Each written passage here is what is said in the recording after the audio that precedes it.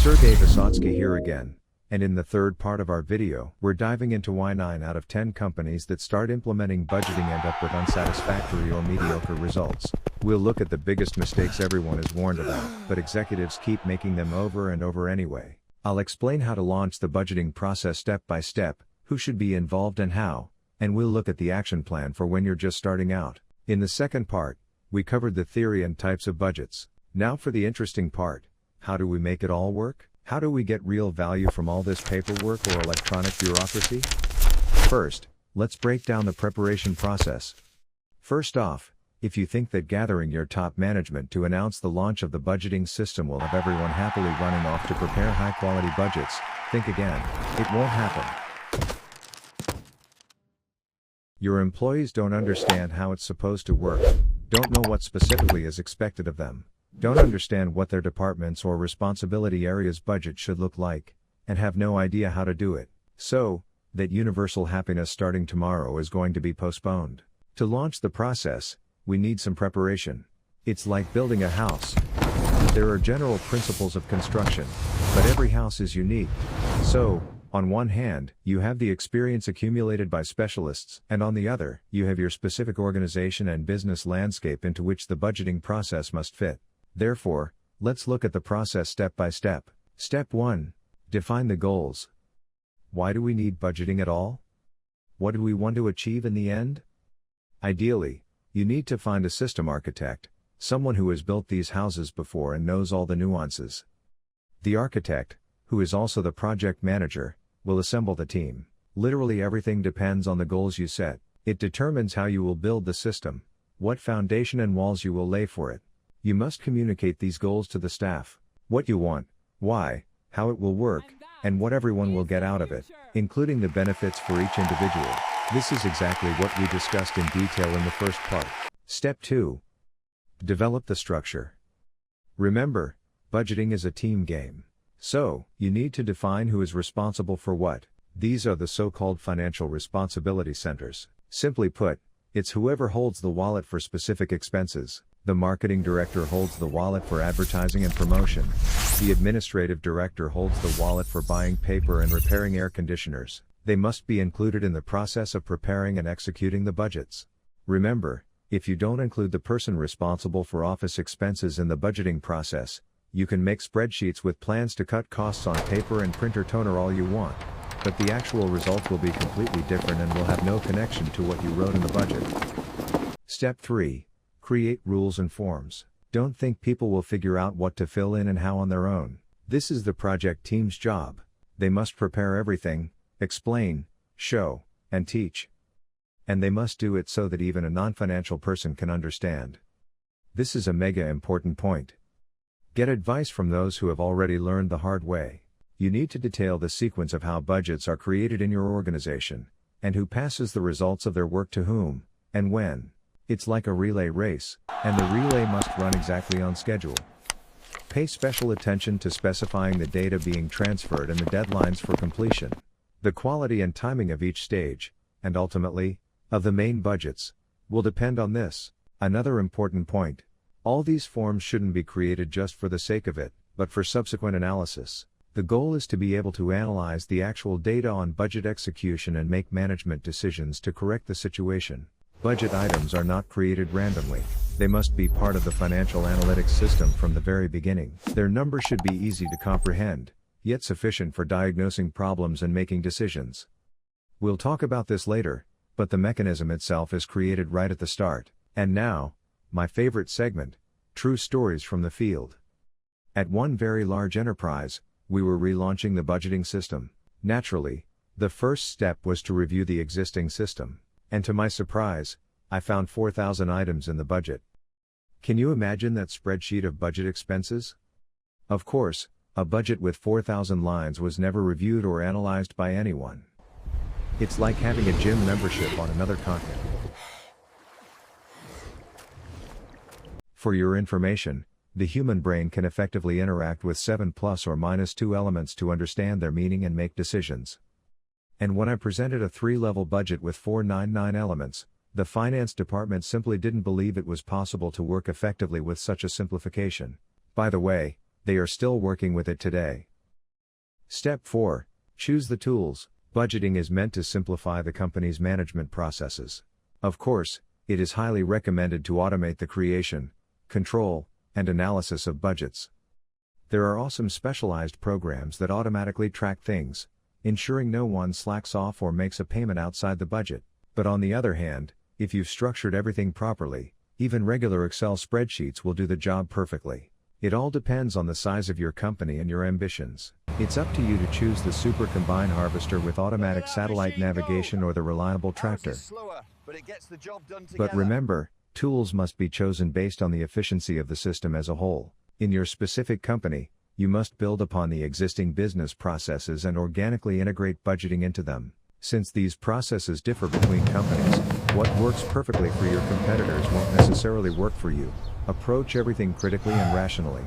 From personal experience, I'll say it works best when the budgeting system is integrated into the company's existing information system. Unfortunately, this process isn't free. By the way, what do you use? Good old Excel? Or have you already tried specialized software? Write it in the comments. Step 5. Training and test launch. This is, perhaps, the most important step because people don't like change. Your task is to show them that the budget is not an extra headache, but a useful tool that will make their work easier and more effective. Turn skeptics into allies. Show them all the perks and bonuses of the new process, and let them feel the benefits for themselves. And the final, 6th, but no less important step, analysis and adjustment. There's no such thing as a perfect system on the first try.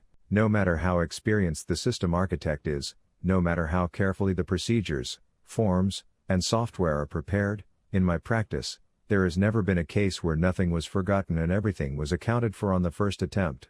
Business isn't a static picture, it's more like a ship in the ocean where the weather is constantly changing. I remember in one company, we started with budget version 1, and in the end, version 19 was the one that worked. And that is absolutely normal. Be prepared for constant upgrades and improvements.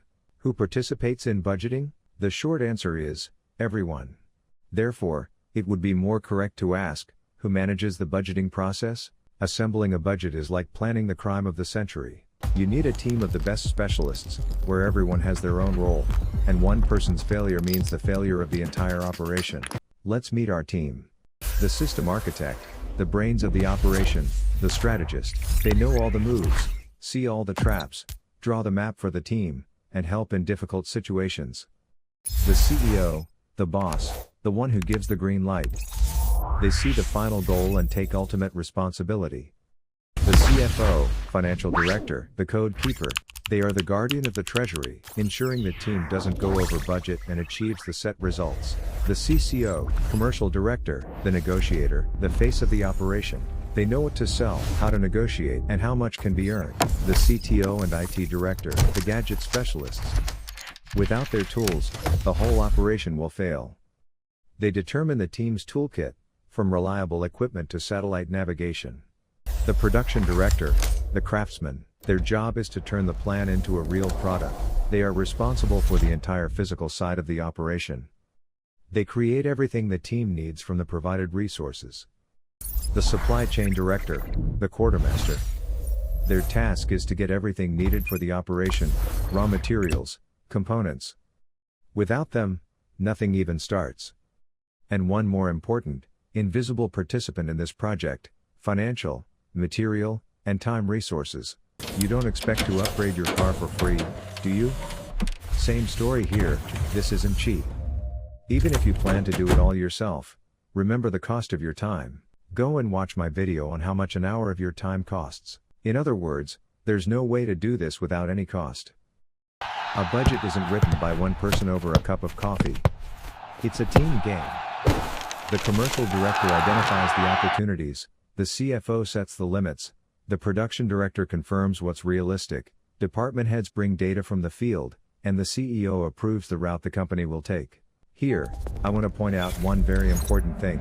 Generally, each department forms its own budget, so why did we spend so much time listing the key specialists and their tasks?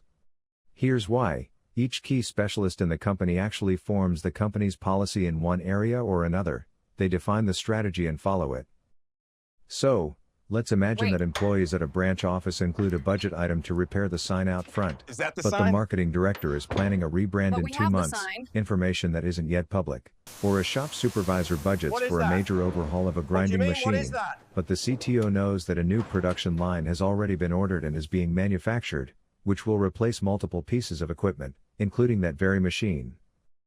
In other words, the budgeting process isn't just about collecting the intentions of employees and departments into one big pile. It is also a tool for strategic management, coordinating actions, synchronizing efforts, and achieving set goals. The takeaway: the company's key specialists, who form and are responsible for forming the business strategy in their respective areas, must take an active part in preparing the budgets of all departments, specifically in the parts that relate to their area of responsibility.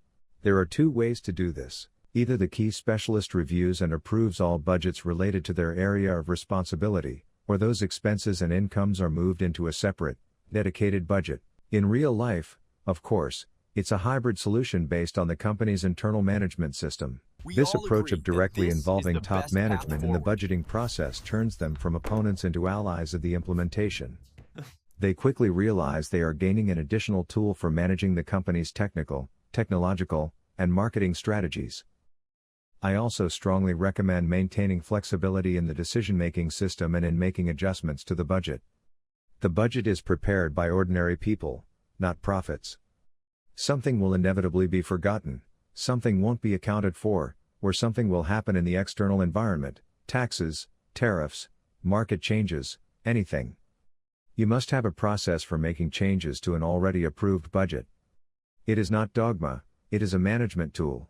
In the 4th part, we will cover issues related to budgeting methodology, tool selection, typical errors during implementation and execution, controlling individual items, and making changes to the budget. What planning problems have you encountered? Write in the comments what you use. Excel or specialized software. How does your budgeting process work? Today, we laid the foundation for our financial house. We've broken down the 6 key steps that will turn chaos into a system. In the next video, we'll figure out how to live in this house, how to execute the plan, and we'll cover the biggest mistakes that can tear it all down. To make sure you don't miss it, subscribe to the channel and hit the bell.